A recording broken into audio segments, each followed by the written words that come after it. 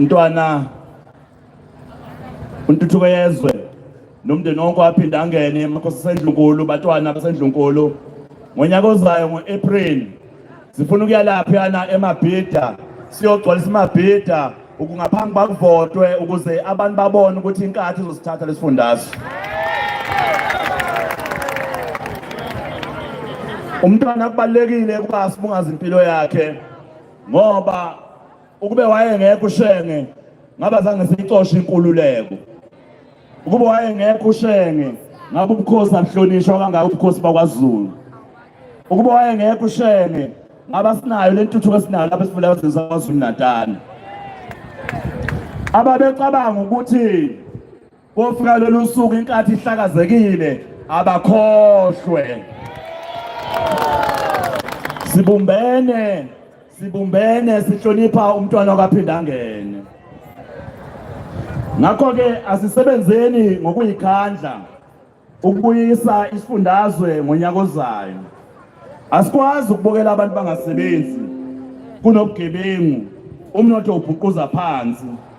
eThekwini nje umasipala lapha eThekwini buyele imali engaphezulu ka1 billion yabuyele emuva behluleka ukuyisebenzisa kodwa abantu benganazi izindlu. Kukhona abantu abahlala benganazi izindlu. Kukhona amapayipi asablockeka adinga ukuvuselelwa. Kunabantu abangawathola amanzi eThekwini, kunabantu abangenawo ugesi eThekwini. Kodwa umeya ukhawunda uyehluleka ukusebenzisa imali izibuyele emuva. Ngakho njengenkathi kwaZulu Natal sithi akasule esikhundleni umeya ukhawunda. Oza kwethu bamaqembu akhona la ahlukahlukene siyanxusa ukuba basijoyine ngoba Bulawayo njengoba kwaZulu Natal sithena iTheku asifaka emotion yokuthi aphume esikhundleni ukumhlonishwa ukhawunda emotion of no confidence zingakapheli insuku ezisikhombisa.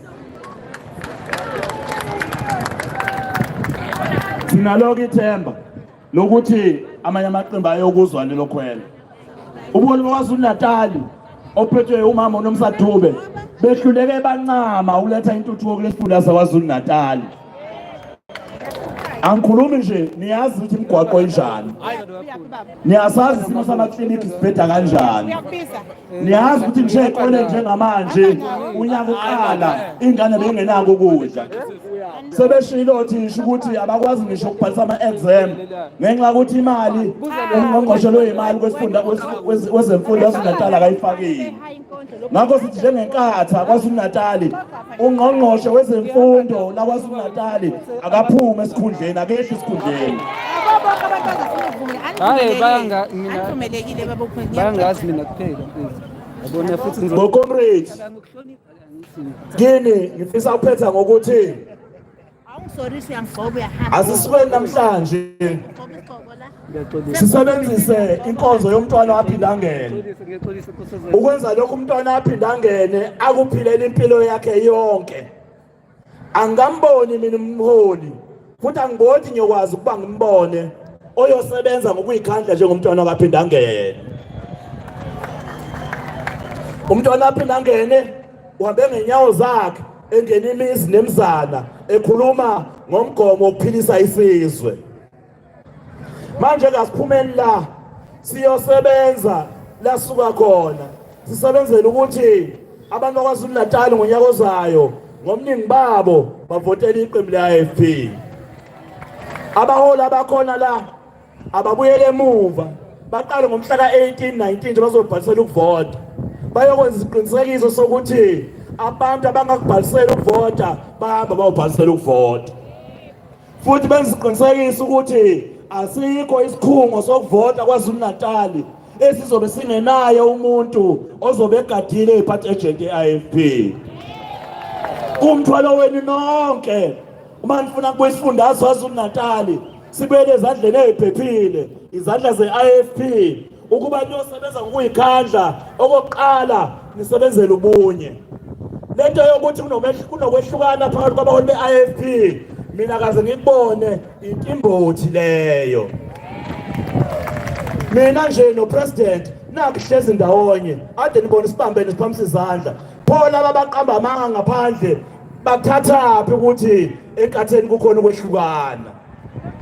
Asisebenzele ubunye makukhona abasebenziswa abangaphandle izitha zethu ukuzona ukwehlukana ngaphakathi nikwenqabe lokho. Inkatha mayibumbene nje umntwana aphinda angene washo wasonqoba simunye iyokwazi unqoba lesifunda saKwaZulu Natal. Inkatha yaKwaZulu Natal is strong usuku nosuku ngenxa yelegasi yomntwana akaphinda angene. Ingakho makubekwa i-by-election kuyaziwa ukuthi kuzowinwa inkatha leyo by-election. Mayimahlanu amathathu awinwa i-IFP. Lokho kufakazi bokuthi inkatha is getting stronger and stronger each and every day. Ngakho ke asambeni siyosebenza ngethemba lokuthi ngonyaka ozayo inkatha izothola ithuba lokulungisa umonakalo lapha esifundazweni saKwaZulu Natal. Amandla.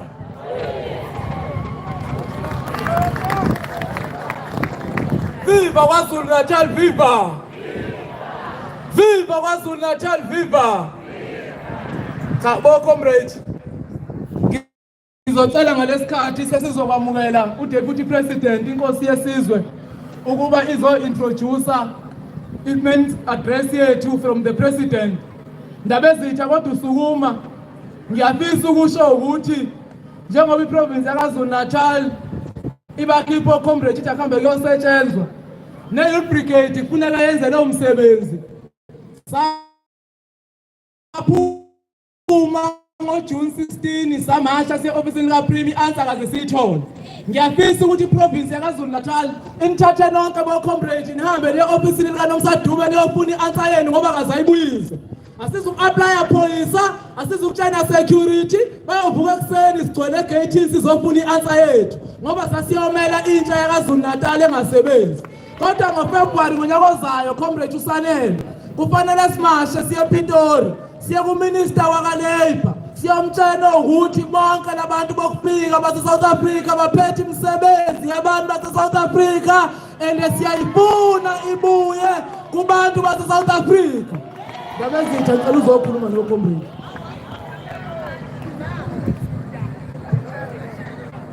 Ngiyabonga kakhulu mfowethu Mabaso nakudadewethu ukaNgqongo for the opportunity that you are giving me.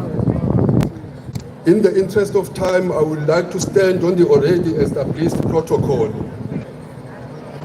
Honorable President, I want to take this opportunity to thank the PEC of KwaZulu Natal, not only to introduce the President, but also to share my remarks in reflection of the life of His Excellency, the founder of Inkatha. Today we have come together at Prince Magogo Stadium in KwaMashu to pay our tribute to a remarkable leader, His Excellency, the founder of the IFP. It is a profound honor of me to share my thoughts and reflection on his extraordinary life, a life that has profoundly influenced our party and our great nation. I was privileged to hold the distinction of being the first deputy president in the history of the IFP. The role was not just mere a title, it marked a significant turning point in the history of the IFP. It was the start of a new era in our party, a transition initiated by His Excellency himself, who was keenly dedicated to passing the torch to a new generation of leaders. However, I must emphasize that my relationship with His Excellency transcended political titles. He was more than just a president. He was my grandfather, my mentor, my teacher, and countless others. What truly set His Excellency apart was his unwavering sense of duty and commitment to serving the people. He believed, and rightly so, that actions in politics speaks louder than words. He taught us that in the hearts and minds of people, it's the deeds that leave the lasting impression. One of his remarkable qualities was his ability to identify and nurture talent often hidden in shadows.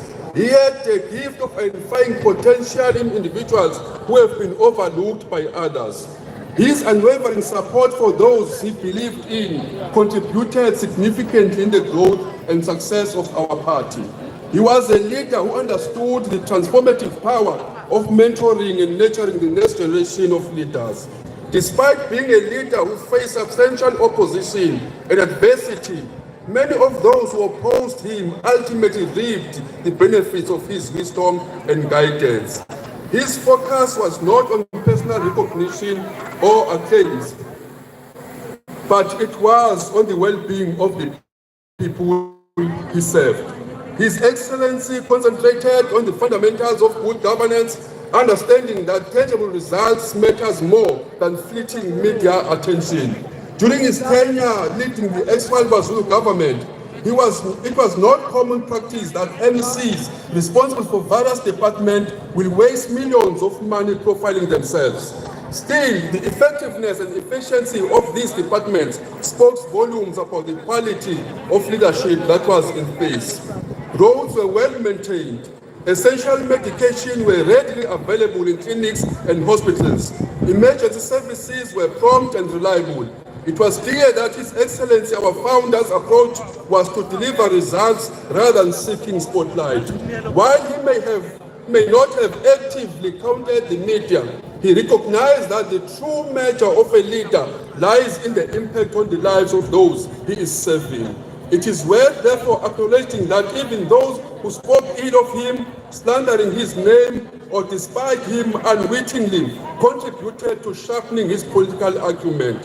Adversaries inadvertently made him one of the most astute political figure of our time. His unique approach to leadership extended to his willingness to turn the other cheek when faced with hostility. He embraced those opposing him with grace and humility, knowing that responding in anger would not yield any meaningful change.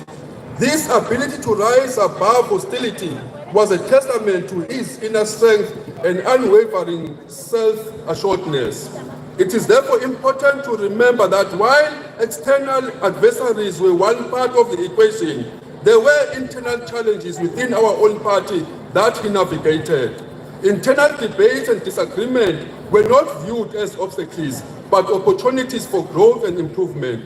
They were integral to the development of our party, and the diversity of ideas and perspective ultimately made us stronger as the IFP. His enduring legacy is one that championed collective leadership. His enduring legacy is one that championed teamwork and broad consultation on matters of importance. His enduring legacy encouraged open dialogue, the inclusion of diverse voices, and valuing of different viewpoints. This approach is a vital lesson for all of us as leaders of this party. His legacy urged us to avoid exclusionary practices and instead embrace the principle of inclusivity and collaboration.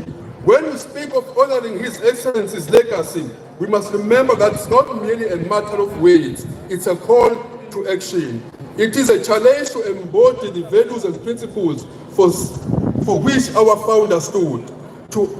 To honor His Excellency, our founder, we must act with conviction, humility, and a steadfast commitment in serving our party and our great nation. His Excellency's action in response to the failures of others provided us with a powerful example of his commitment in making the difference. His action, often unpublicized, left an indelible mark on the lives of those he assisted. In conclusion, Program Directors, I take immense pride in the efforts of the IFP KZN Provincial Executive Committee led by Honorable Nduli in organizing this memorial service. The PEC of KwaZulu-Natal and the entire executive truly embodied these values I've spoken about. For instance, when the ANC in this very province failed to provide food for learners in school, Comrade Nduli and his team did not respond with empty words and criticism. Instead, he acted by mobilizing resources through his networks of friends to ensure that those who were desperate get the support that they needed. And this is a true testament of the qualities that our founder instilled in us. Dedication of our provincial chairperson to serving his community and addressing the needs of those less fortunate is a living testament to the legacy of His Excellency.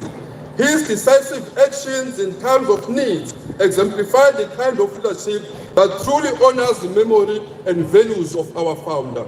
Honoring Umntwana's legacy is not a task relegated to this singular memorial moment, but a lifelong commitment. It beckons us to embody His Excellency's value, to carry forth his principles, and to work diligently for the betterment of our beloved IFP and our country. Just this week in Parliament, the Finance Minister, Enoch Godoba, delivered one of the most depressing statements in his midterm budget policy statement. The Minister told us in clear terms that the future of this country is not looking good. He told us that our economic growth is very weak. We can't even achieve 1% growth as a country.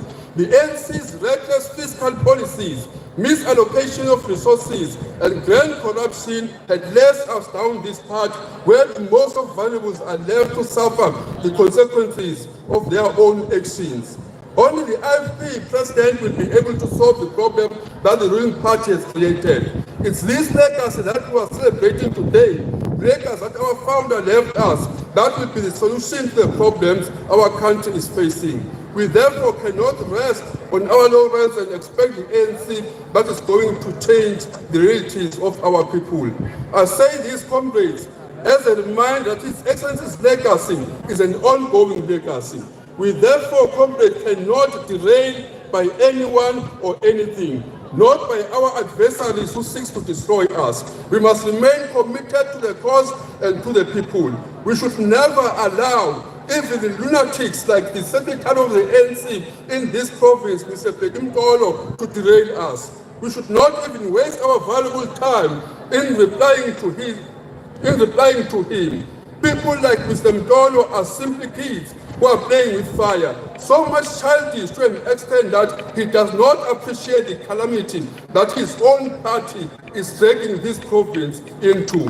Comrades, our country and this province in particular needs more than fake leaders like Mr. Mtolo. The IFP fully understands that we are not here in a circus, therefore we don't need comics. This province needs genuine leaders. This province needs leaders of substance with absolute integrity. This province needs us, and this province needs the IFP. South Africa yearns for the values, policies, and stability of the IFP. Let us therefore unite on this. Let us build upon the legacy that His Excellency left us. It is only the IFP that is there to build, not to destroy. It's our founder's legacy which told us that we only exist to serve in the spirit of Ubuntu. It is his vision, as stipulated in our constitution, that, quote unquote, we as the IFP accept that government are instituted and maintained to promote human dignity, personal growth and fulfillment, and individual pursuit